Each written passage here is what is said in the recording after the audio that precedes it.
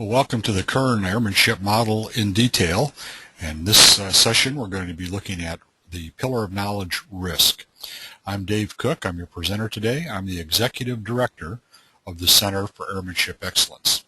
And as you'll note, this is session 9 of the 11 in this series.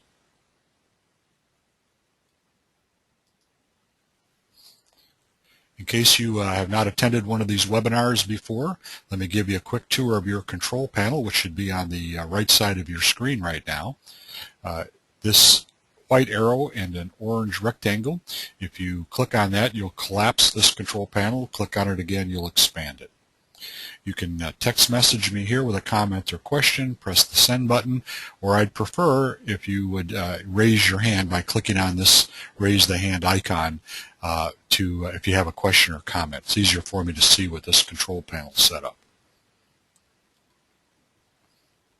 One of the sponsors of the webinar series is the FAA Wings program, FAST team.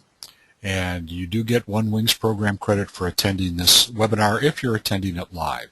FAA is still not granting credit for webinars that are attended not live. The other sponsor of this webinar is the Center for Airmanship Excellence. The Center for Airmanship Excellence is an online resource and other resources that are available to you to help you with your pursuit of airmanship excellence. This is the screenshot of the center's website, airmanshipexcellence.org, and you can see here that by selecting about the center, you can find out about the board of advisors, the committee chairs, the people involved. We have about 15 people that are volunteering and devoting a lot of their time to bring all these programs to you and to help you in your pursuit of airmanship excellence. Airmanship resources, we're going to talk about in just a minute, one of them that I want to highlight, but there are a number of resources under that tab. We have links to other airmanship related websites, etc. Also, we have held a series of airmanship excellence events, and we're going to hold more of them. You can find out about them by clicking on that tab, the Airmanship Excellence events. You can use this website as a portal to Captain Dave's Hangar, my blog on airmanship, or you can go to it directly. If you just ask the Google where it's at, it'll tell you. And you'll find articles there about airmanship and comments that folks have made.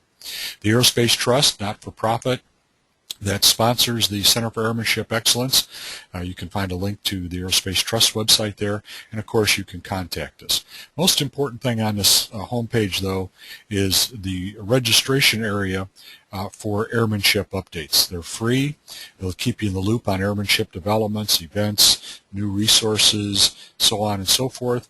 All you have to do is enter your email address and answer a couple other questions, and you're registered for the free airmanship updates.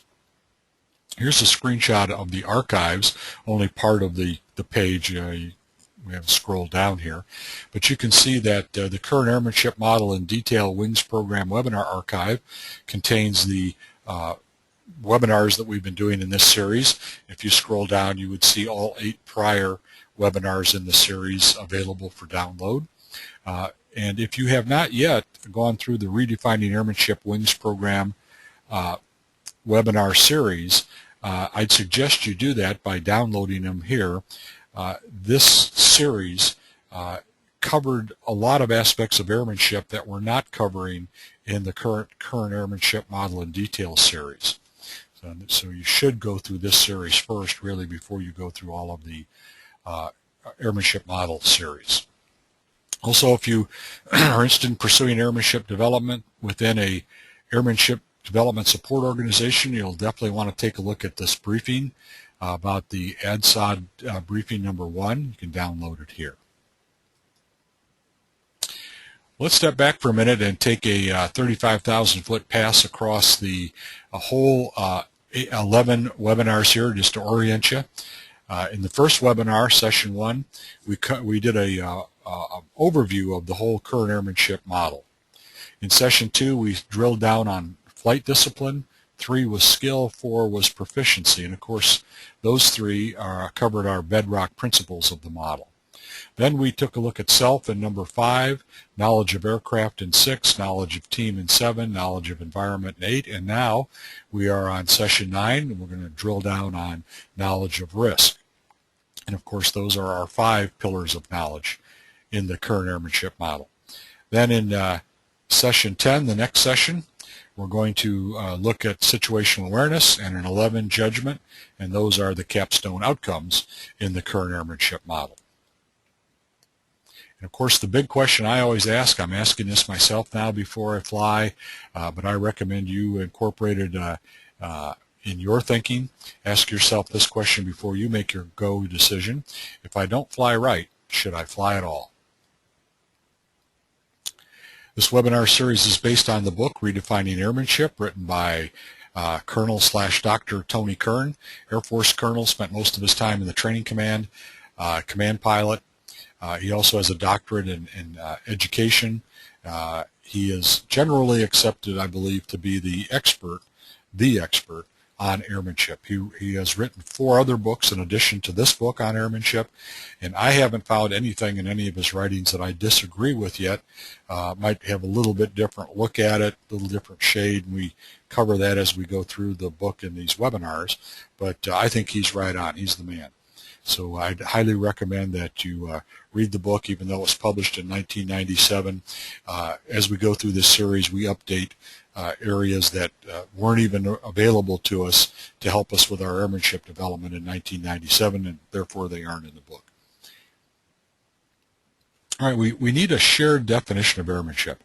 If I ask those of you who have not attended any of these webinars yet what you think airmanship is, you'd come up probably with a different answer than the next guy and maybe than I would. So it's really important, if we're going to study airmanship, we're going to talk about it, it's really important that we have a shared definition of airmanship. So this is the shared definition that we've been using. And we approach it from the point of view of expert airmen. What's an expert airman? Expert airmen possess discipline, skill, and proficiency. Expert airmen have a thorough understanding of themselves, their aircraft, their team, their environment, and the risks they face. And expert airmen consistently display exceptional situational awareness and use good judgment at all times. Keywords: consistently, exceptional, and at all times.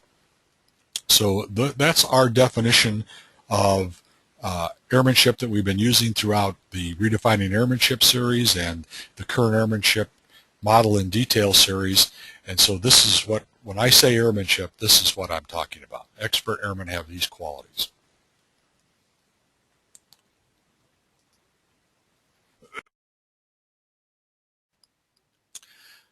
Okay, let's look at our detailed look now at the Kern Airmanship model. And as I've been pointing out, we look at the Kern Airmanship model as the scaffold upon which we build our airmanship skills and capabilities. The model serves us as a way to learn about airmanship, serves us as a way to develop our airmanship, to measure how our airmanship development is going. So it's really the scaffold upon which we build our airmanship skills and capabilities. Now, the Kern Airmanship model is made up of 3 bedrock principles. They are flight discipline, skill, and proficiency. And upon those bedrock principles sit the 5 pillars of knowledge.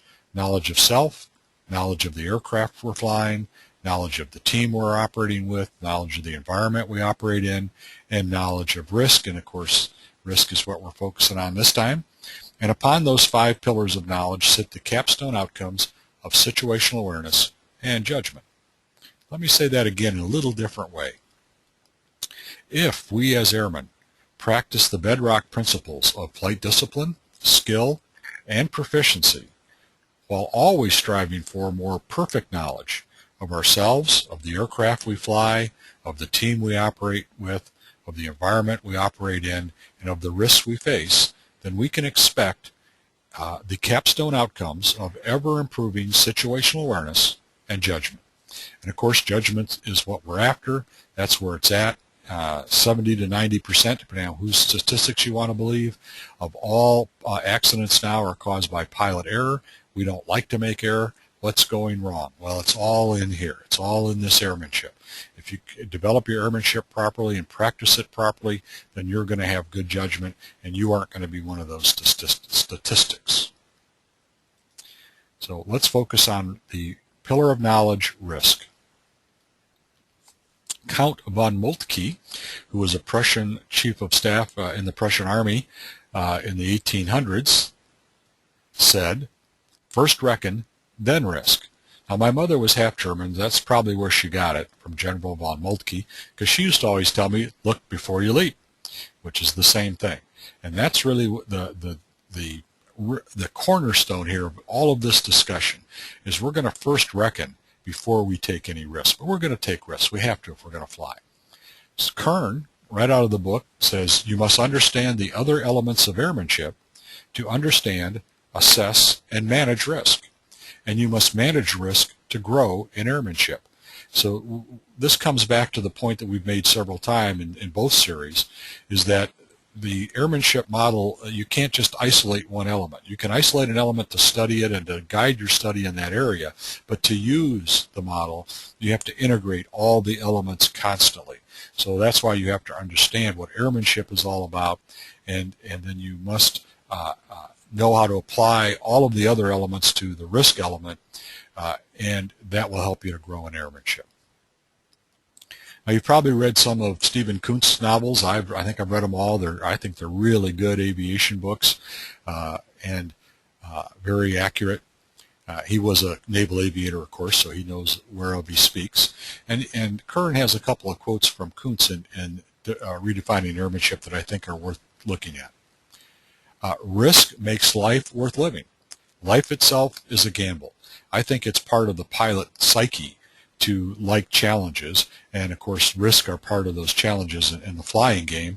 They're ever present, and I think that flying is what makes life worth living for those of us who practice flying, and risk is part of that. It's why we like it. So life itself is really a gamble. No matter how sure it is, how safe we think we are, something can happen, because random chance rules our lives. There is just no substitute for sound, thorough preparation to avoid or cope with foreseeable misfortune. So not the random stuff, but the foreseeable, the ones we can identify, the risk factors.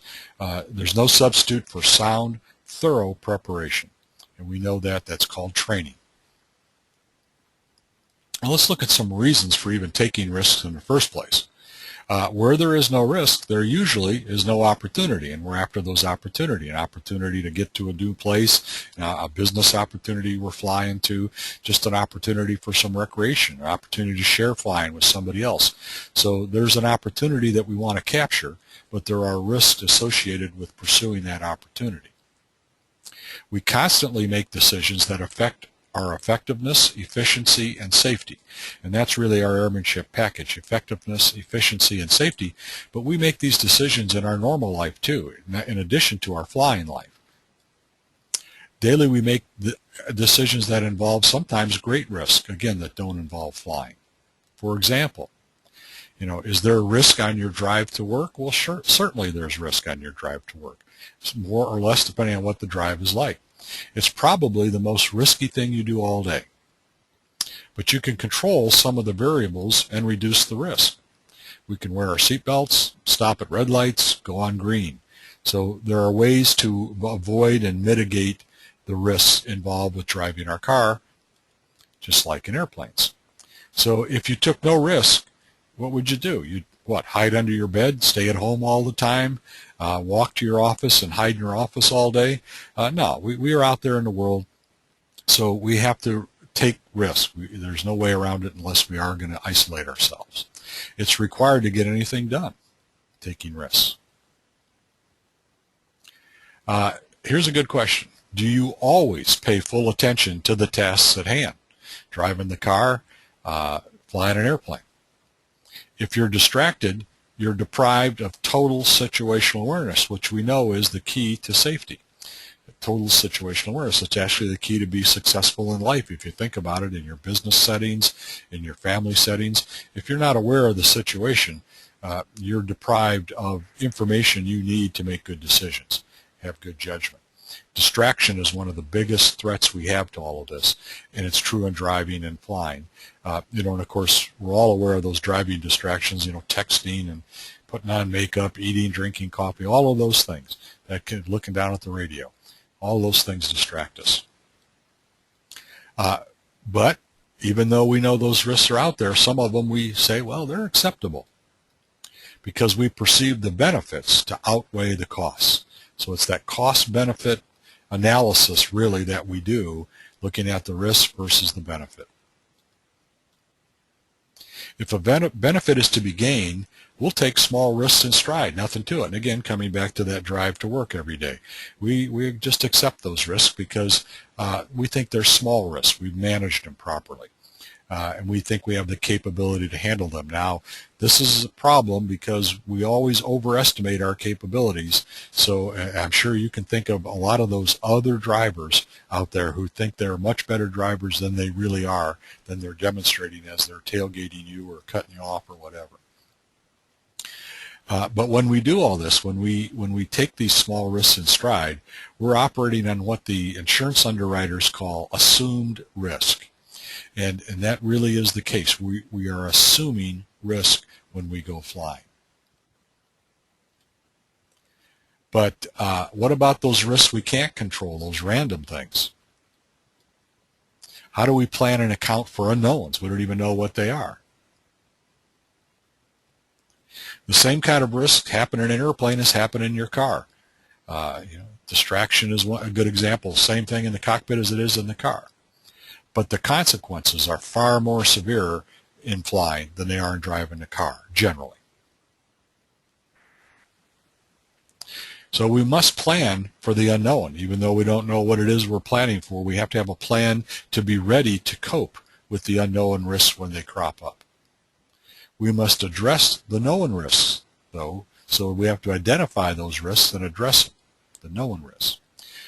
And by the way, known risks are things like, well, if there's a thunderstorm out there, then that's a known risk. Now, the good news is we can learn how to maintain this delicate balance, and the operative word there is learn. There are process procedures that we can use to do this, and we can learn those processes and procedures. So, managing risk through personal awareness and process improvement makes a lot of sense. It's just logical.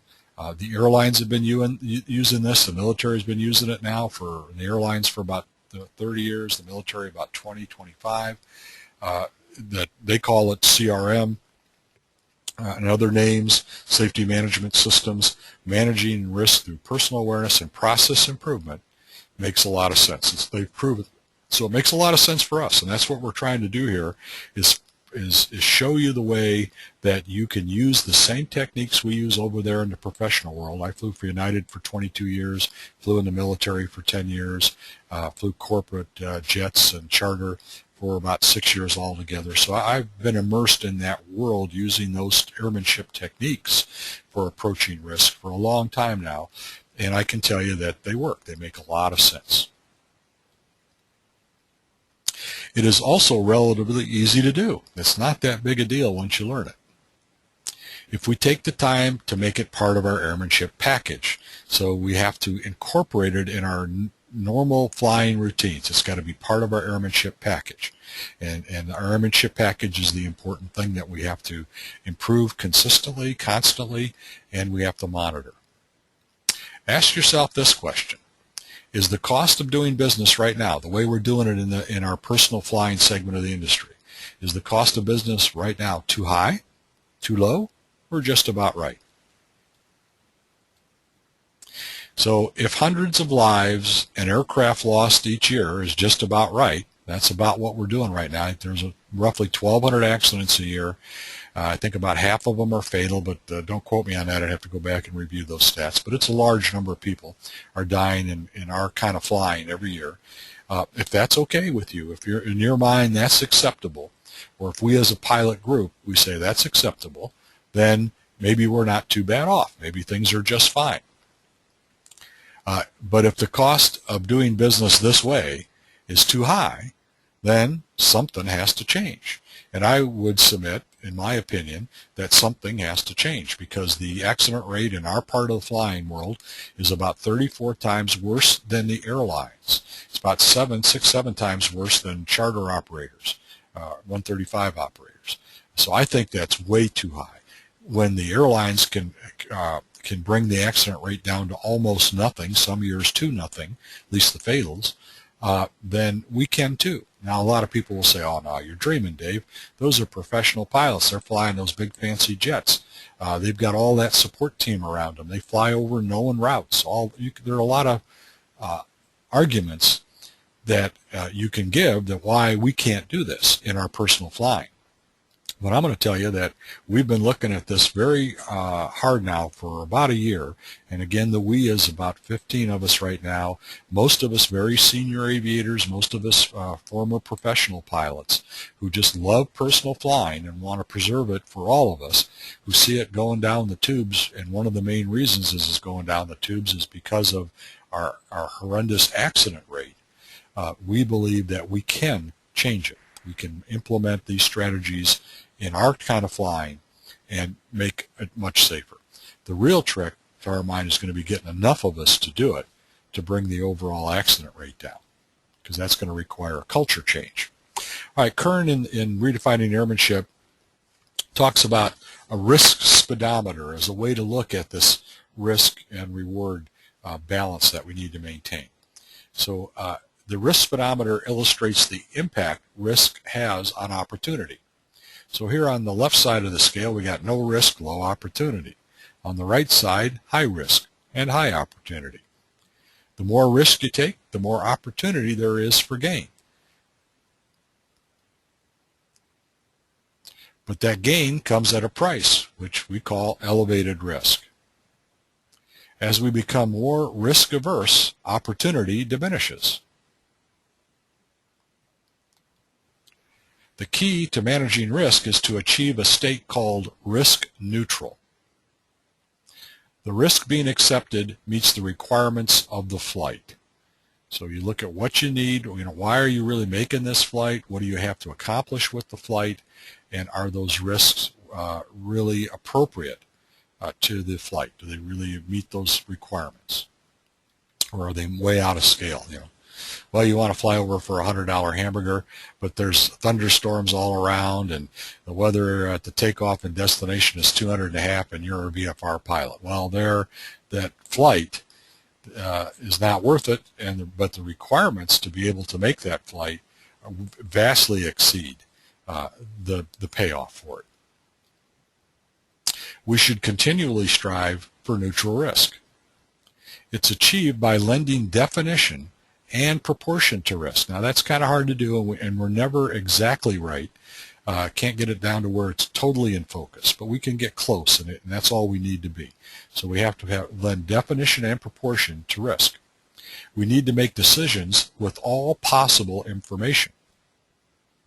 If we don't define risk, then such decisions that we make are just gambles, and gambling's not good when you're flying airplanes. With risk definition and control, we've accomplished risk management. That's what we call risk management.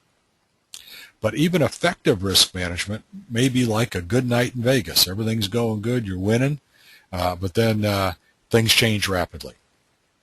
In flight, our lives literally rest on the next roll of the dice. That's why we have to identify all the risk factors that we can and mitigate them or avoid them to the extent possible, because we have to have that margin of capability when we're flying, because things do pop up. And so that risk pop up on us all the time. The appropriate role of risk has been misunderstood for too long, and this, I think, is an important point. We think that the key to safe flight is to boil all the risk out of the flight, but that's unrealistic. It's not going to happen. For example, if safety were paramount, then we'd never take risks. If there was zero risk in a flight, the airplanes would stay in the hangars. We wouldn't be flying. Our flights are important to us, but we seldom seek to complete them at all costs. If we're thinking straight, we'll go up to the limits of our capability when we're assessing the risk. But if we go beyond that, now we're going out there at all costs. And in our case, flying airplanes, that all costs can be our lives. We don't do that very often. Some guys do, and some guys get away with it by sheer blind luck. Some guys get away with it because they had the level of skill and proficiency for that particular threat, that hazard, to save their bacon and get out of it.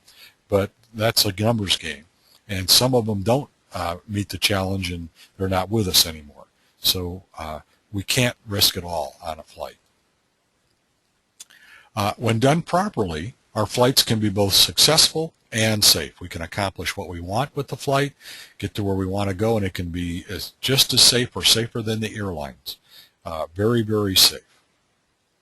You must determine before takeoff how much you are willing to risk to achieve your flight's objective. So this isn't something you just kind of think about maybe a little bit while you're walking out to the airplane. You launch, and now you're in real time, and you got to face these things without any preparation. So you've got to do all this before takeoff. Risk is the probability and severity of a loss linked to a hazard. So that's the formal definition of risk. It's the probability that something's going to happen, that hazard is going to pop up, and then the severity of loss if that hazard pops up if you don't handle it right.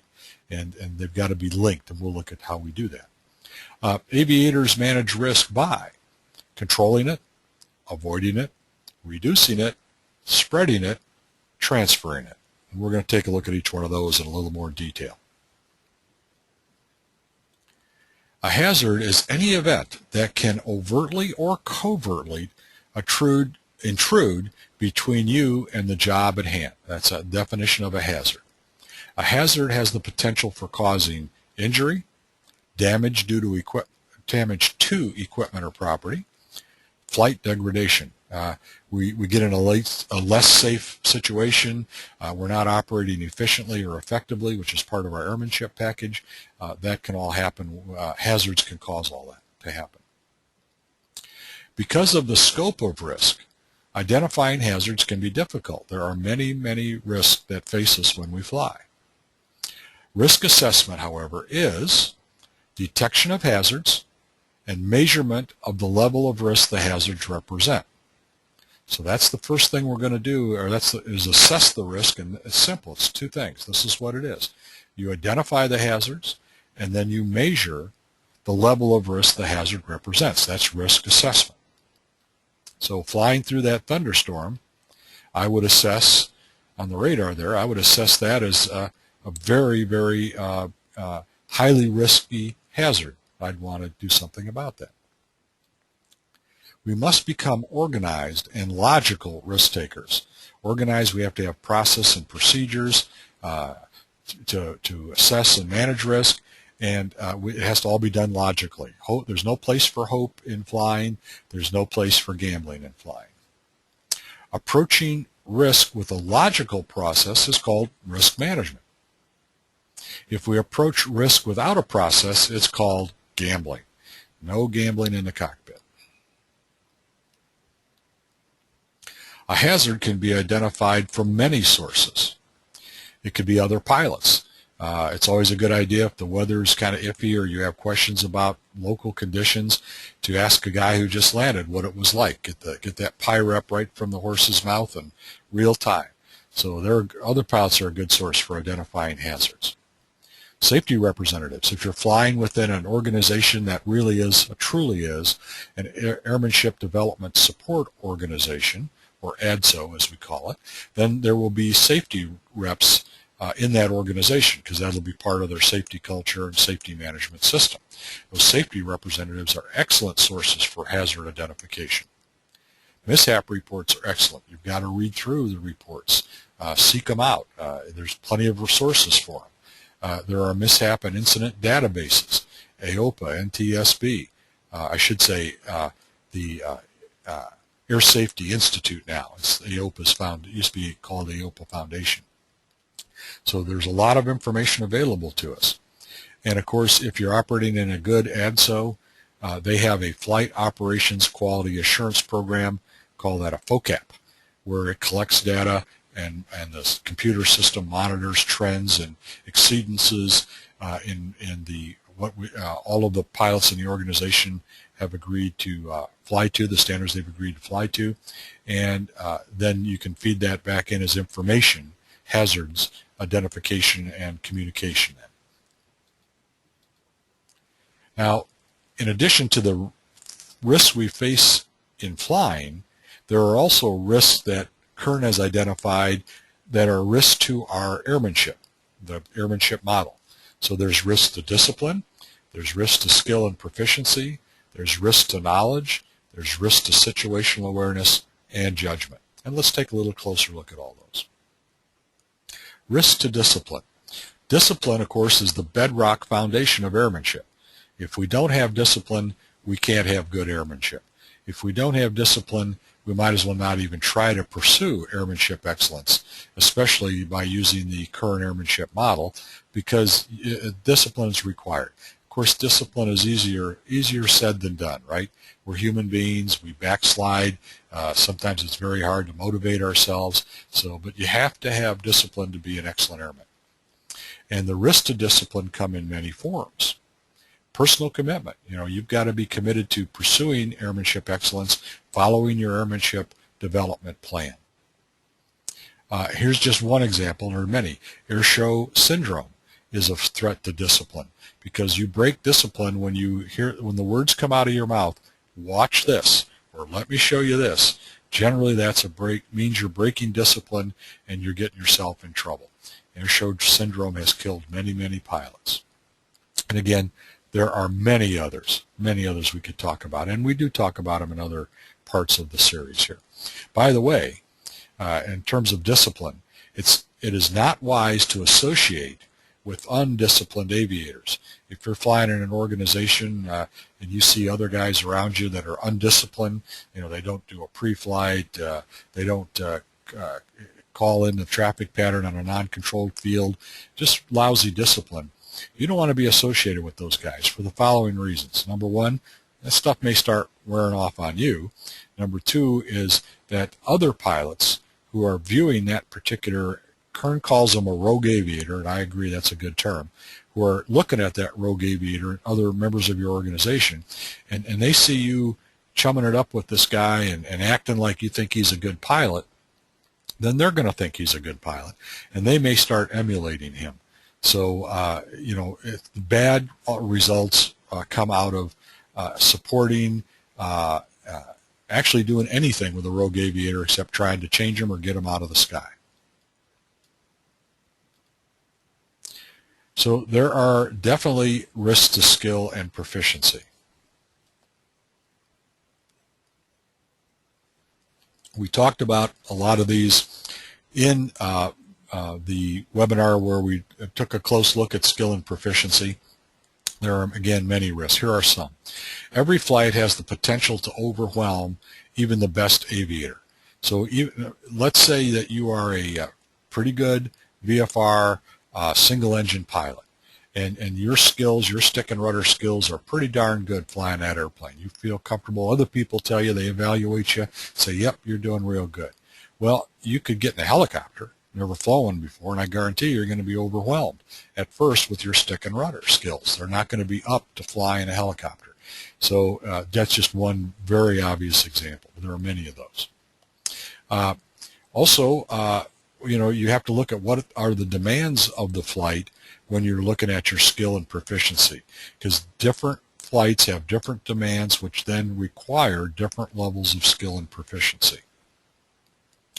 And you have to know what your level of skills and proficiency are, and the bad news here is it's been proven beyond a doubt that we are lousy at self-evaluating our level of skill and proficiency.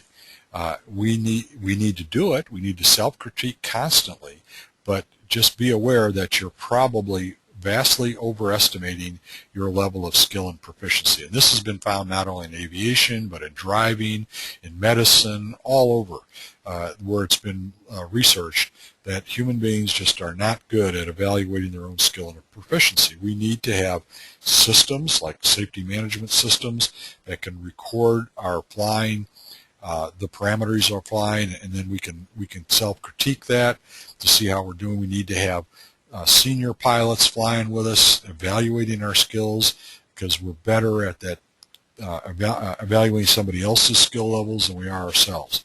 So those are the things you have to do, and those are the flip side of that is all those things are risks. Not doing that is a big risk to our skill and proficiency. And if demands exceed capabilities, you're out of luck. That's why this is so important. If we let those risks to our skill and proficiency erode our skill and proficiency, then we could be out of luck. And we've all seen this graphic. This is the workload versus pilot capabilities graphic the FAA puts out. It shows the task, the workload in the different phases of flight. And this, of course, is just an assumed illustrative curve of the pilot's capabilities. It's airmanship level, really. And, of course, the better you are, the further up that curve is, and the bigger margin of safety you have. That's the main reason for all this airmanship development work, is to keep moving our capability line up so that when we get into situations where emergency or so forth, where that workload gets up above our capability, or won't get above our capabilities. The closer that the line, our capabilities line, is to the normal workload, just a normal flying, then we're not even safe out there in normal flying. Forget about emergencies and abnormals. So that's a risk to our airmanship, is letting those skill and proficiency erode. Risk to knowledge. One of the big risks to knowledge is our attitude towards learning. If we don't like to hit the books, then we aren't going to hit the books. Our attitude is, I don't need the books. I pick it all up by doing it. I can't tell you how many new student pilots have told me, I pick it all up by doing it. I don't need to read the book. Well, yeah, okay. They can pick it up. I can spoon feed them everything they should be getting out of the books, but it costs them an arm and a leg in flying time and my time to get that spoon fed to them. You can do it that way, but that's not good. Airmen don't do it that way. You've got to have the attitude is, I'm willing to jump in those books to gain as much knowledge as I can. So that could be a risk. The flip side of that, a bad attitude about learning is a risk to your knowledge. Also, excellent airmen understand that the real business of flying is only a small part of the task. What we call the real business, that's why Kern puts it in quotation marks, the stick and rudder stuff, the driving the airplane, getting it started. I call it driving the airplane. That's hardly any, percentage-wise, hardly any part of the overall task of being a real, truly expert airman. It's everything else but that. You have to have that, good stick and rudder, but that's not much of it. And we also have to realize that this is really, airmanship growth takes place between the ears. This is really the zen of piloting we're talking about here. It has to, this is really developing your mind in this particular direction is what this is all about. And there are risks to situational awareness and judgment. Here are just some of them. Any crack in the airmanship structure puts situational awareness and judgment at risk. And we talked about that integrative nature of the Kern Airmanship model. If you don't have good knowledge of self, of aircraft or team, for example, then your situational awareness is going to suffer, and consequently your judgment is going to suffer. So if you have cracks in that part of the model, this part of the model suffers. Physiology and distraction are risk factors. We talked a little bit about risk factors. About distraction, but I think it's more important to be disciplined in the cockpit and have procedures that keep you from being distracted. And of course, the big example there is the sterile cockpit concept, where from the time that you get ready to start the engine until you climb through, 10,000 feet in jets, in light aircraft, I would say till you reach cruising altitude. You don't talk about anything with anybody else in the airplane but flight-related things. That's one example of having a process or procedure to fight those distractions. Physiology, of course, and we talked about this in knowledge of self, is a huge part. It's a huge risk to situational awareness and judgment. You know, are we impaired today? If we're impaired, our judgment's going to be off. If we're not feeling well, our situational awareness could be impacted. So physiology and distraction are risks to our airmanship.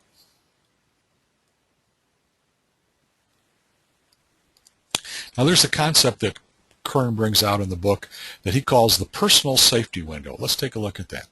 Every flight has a segment with greater or lesser risks, you know, and that's different for every flight. I mean, we all know that approach and landing is overall the highest risk phase of flight, but it could be on a different day that cruise is the highest risk because you've got weather involved. What are the generic risks and known hazards? You've got to figure this out. There are generic risks for every flight that we can list, and we're going to look at that in a little bit, and there are the hazards you know about.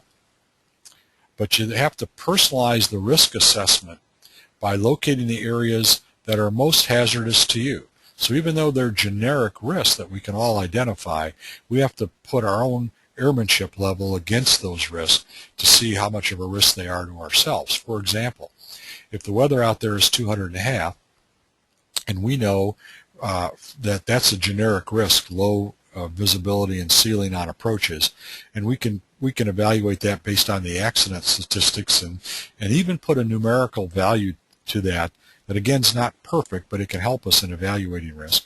That's a generic risk, and we know that. But if I'm a VFR only pilot, then for me that risk isn't the normal risk that a guy would face who's a proficient instrument pilot.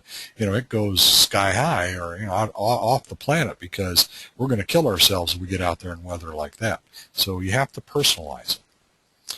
You must complete an honest appraisal of your capabilities in the same areas identified in the generic risk assessments. And again, it's difficult for us to do a self-appraisal. Have to do it. It's the only thing we've got at that point when we're evaluating these risks, but we have to keep in mind what others have said about our level of airmanship, how they evaluated it too. And the key to personalized risk assessment is to look for the areas with the high total risk.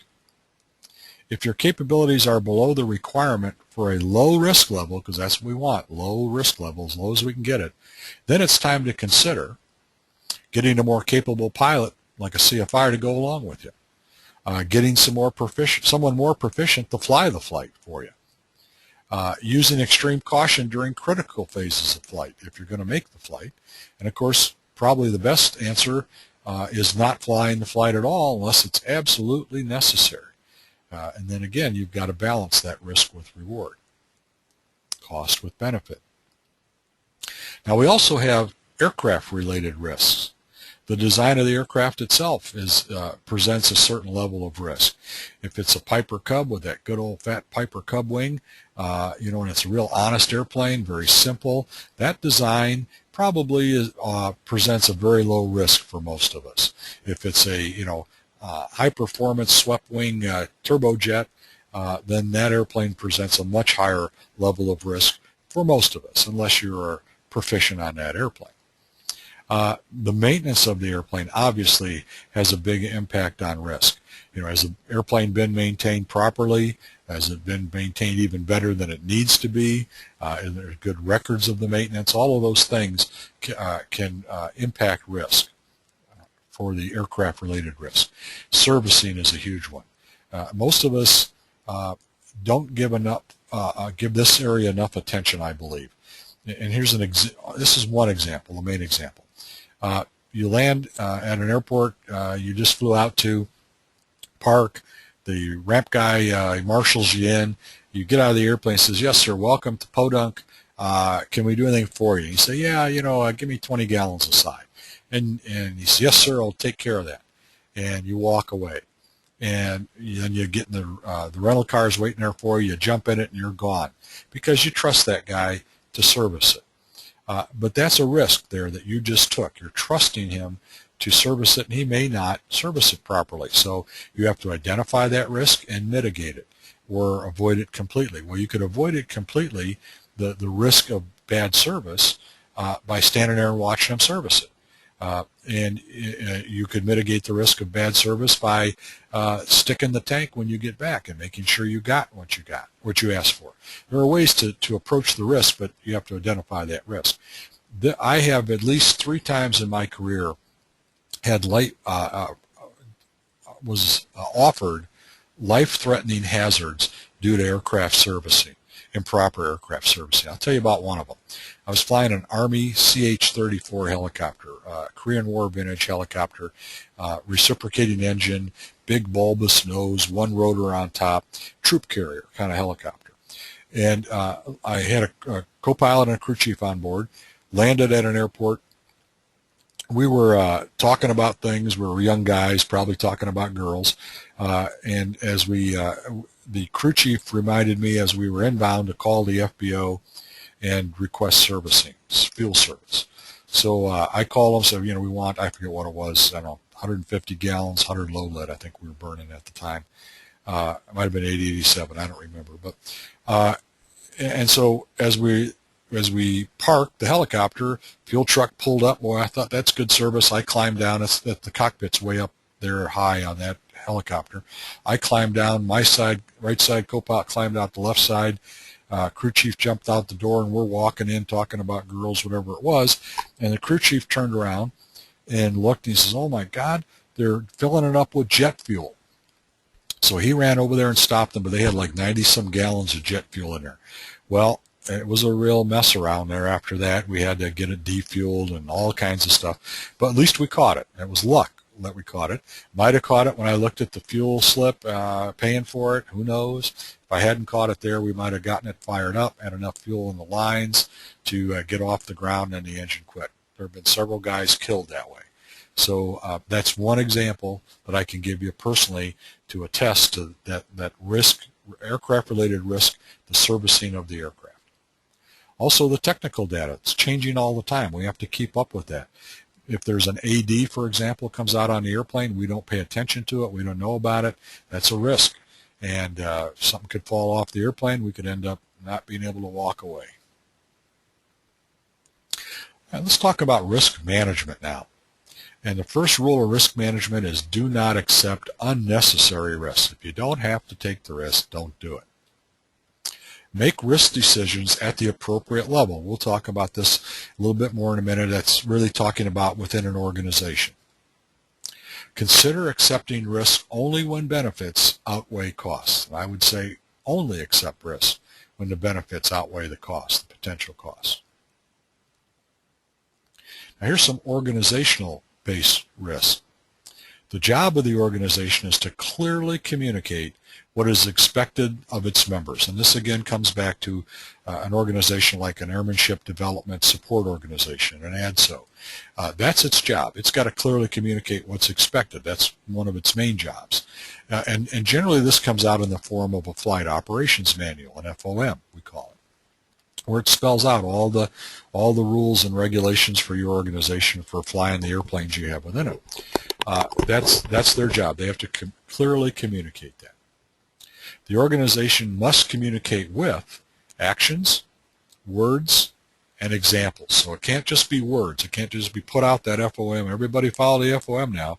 All of the pilots within the organization have to follow that FOM always and talk about it and brag about it and share that with other guys, that they don't violate the FOM and show that, and don't go out there and bust minimums and that sort of thing. And the organization has to provide all of the pilots within it with concrete examples continuously of why this has to be done this way, how to do it this way, all of that sort of thing. So that's the organization's role. And of course it's risk if they don't do that. The organization should provide training, resources, and motivation. So if the organization isn't doing that, then we really don't, they're not doing their job. And the training might be subcontracted outside to a training organization. but it has to make sure that training is being done properly for all this to work. It also has to give the pilots all the resources they need to do this safely, to manage the risk, identify the risk, and manage it. And they also have to motivate pilots to do it, because we all need a little kick in the rear end every now and then. We have to have motivation. Now, these should be designed to help the airman pursue his or her airmanship goals. That's what they're designed to do, to help you. That's why we call it an Airmanship Development Support Organization. But only if those goals are aligned with the organization's. In other words, the organization shouldn't be helping you to pursue the goals that are contrary to the organization's goals. And we're going to talk about that in a minute. Unfortunately, most general aviation flight organizations don't operate this way. I can tell you that from direct experience, from surveying many flight school rental operations, flying clubs, guys flying airplanes by themselves, got it parked in their own hangar, that sort of thing. They don't operate this way. Hardly any, if any, do in general aviation. In many cases, the goals of the organization and the airmen conflict. And here's what we mentioned that just in the previous slide. Here's an example. You're renting an airplane from a rental operation. The goal of the operator is to stay in business, which, as we all know in this environment, they're all hanging on by their fingernails. It's tough to do. So that operator organization wants to provide you with an airplane at the lowest cost to the organization. So what does that mean? That generally means a 20, 30, 40-year-old airplane, and then if he's really scrimping, barely making it, he might be cutting back on maintenance to the bare FAA minimum, deferring some things that should be taken care of. He knows in his own mind, but he's pinching those pennies. Well, his goal is cheapest. Your goal is safest as the pilot. You want a brand new safe airplane, the safest airplane you can have. That's where goals conflict there, and that's just one example. When this occurs, obviously, risk is born. That's what it comes out of, that kind of thing. So there are also environmental risks. These questions that we're going to talk about here can act as a guide to identifying individual risk factors in your environment. As you recall, we talked about environment in the last webinar, looked at it in detail. That's one of the pillars of knowledge. So ask these questions. What are the potential weather hazards that I may encounter? Good question. You got to know about it. You got to have the answers to that question. What types of terrain might I have to fly over? Obviously, am I going to fly over mountains in a single-engine airplane? Am I going to fly over water, big bodies of water, single-engine airplane? But here's one that is kind of one that I hadn't thought about particularly. And this came, we were in a brainstorming session the other day. Dave Shadle, who's one of our advisors on our board of advisors. Dave is a former FAA, he's retired FAA FSDO inspector on the operations side, pilot type, and Dave is currently a DPE, designated pilot examiner, gives a lot of check rides here in the Chicago area. And also Bill Brand was there. Bill is a retired United Airlines captain who's an expert in training program development. I think he's worked in 5 or 6 different airline training departments, and he just completed his master's degree at Embry-Riddle in aviation sciences with an area of emphasis in aviation education. So he's up on all the new stuff like FITS, Flight Industry Training, FAA Industry Training Standards, and Part 141 Proof School, all that sort of thing. So we were brainstorming lesson plans that can be used in a airmanship development curriculum. And of course, as part of that airmanship development curriculum, there are certain milestones in there like certificate levels, private, commercial instrument, all that kind of stuff. But we were brainstorming some scenarios because in the training programs we're putting together now that guys can use for airmanship development, they're all scenario based because we all are believers in the FITS approach to flight training, which is the backbone of the FITS approach is scenario-based training. And I've been using it for years as a simulator instructor. I was a simulator instructor for 4 years for flight safety on Challengers. I've been a simulator instructor for coming up on 4 years, I think, for Glass Simulator out at Aurora Airport. I always use scenario-based training. Works great. And it's more fun for the student. You learn more. Better way to go. So we were brainstorming these lesson plans. And Dave said, hey, here's one I use for private pilot check rides, because it really tells me a lot about how well this guy's thinking and how well trained he is. He said, I set up a flight, say, okay, I'm going to fly from A to B. But in between A to B, on the direct route that we want to take from A to B, is this huge area of forested area. And you know, if you think about it, you fly north out of here, and you can get over those kind of areas pretty quick. Where you know it's several miles across the wooded area. So, and in your flight plan, because he gives them winds aloft, that the applicant would choose a flight plan at a relatively low altitude, a couple thousand feet, AGL.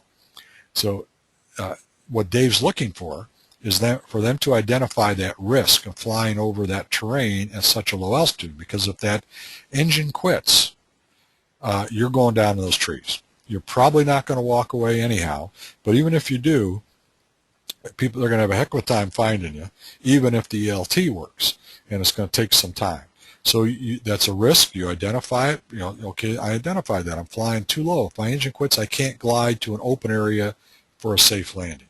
So how do you mitigate that risk? Well, you can go around it, go around that area completely, or fly higher, so you're high enough to glide to open areas on either side of that. Well, how do you know if there's open areas? Well, you go on Google Earth and look at that area, and you decide, well, how do I know I can glide that far? Well, you have to have knowledge of your aircraft. What's the glide ratio at best glide speed with that prop stop? You know, all these things come into play. All this airmanship stuff comes into play in that one scenario, one aspect of that scenario. So those are examples of how this can be done in training. But for your everyday flying, around here we get lazy with this one, because it's pretty good terrain most of the time. But we have to keep in mind, you know, large bodies of water, large forested areas, and of course, if we're getting out there, going over the mountains and stuff, whole nother ball game, whole nother set of, whole nother level of risk. And also today, a big one is, what are the airspace considerations for my flight? You know, pop-up TFRs are the best example, but you know, we have to. Airspace has gotten rather complicated, especially around the big cities and stuff. So we have to make sure that we understand all of those considerations, because there's risk factors involved with not understanding that. And then, of course, will I be operating IFR or VFR, day or night? You have to ask this question, because there are obviously risk factors that are associated with each of those types of flight. And what is the minimum equipment needed to operate my aircraft in the planned environment? So day or night, weather or not, you know, what equipment do I need in there, and do I have that equipment? And to me now, it's not just the minimum equipment listed in the FARs. I want, a handheld GPS with new batteries and backup batteries and that sort of thing. So you have to think all that through.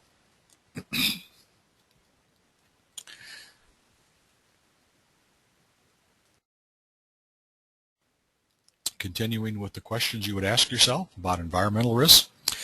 Where is the highest potential for traffic conflicts and mid-air collisions? We know statistically that's around airports, and even a finer point is on that final approach course and base leg. That's where a lot of them happen. So we identify that, and how do we mitigate them? Well, we all know about some of the ways of doing that.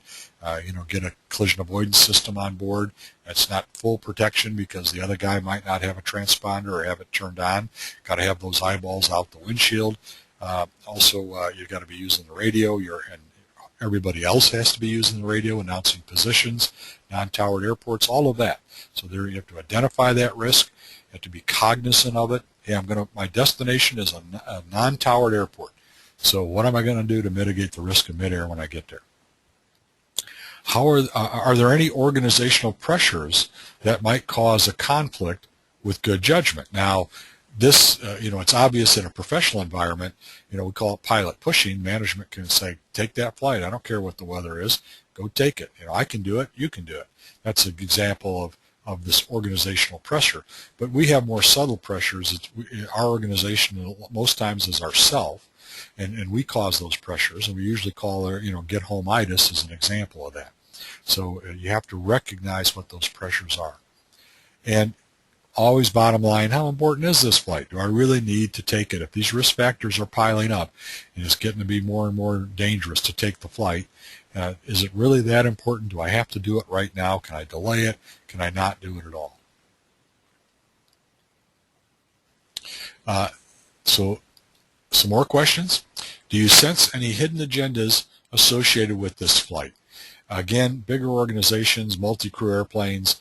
I always, when I was flying co-pilot the airlines and the captain made a dicey go decision that I was not really in tune with, I always look behind it. Why does he want to go? Usually it's get home, just like everybody else. Yeah, it's been a 3-day trip and last leg, and I want to get home. And there have been a lot of risk taken. I think at one time right now, as I'm talking about this, we were coming into O'Hare on a 737. It was dusk, landed on 2-2 right. And it was like, I don't know, 45 knot crosswind.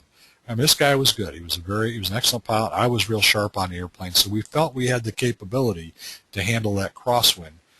But as we got into the terminal area, there were thunderstorms in a terminal area. And we ended up doing one of those race to the finish line with a thunderstorm. And we touched down on the touchdown end of 2-2 right when a thunderstorm was just getting to the rollout end. We rolled out into the thunderstorm. Shouldn't have done that. Probably should never even launched on that leg. We probably should have just sat there and waited for those thunderstorms to move through. So hidden agendas. Where this crops up in our personal flying world a lot is when we're flying with flight instructors.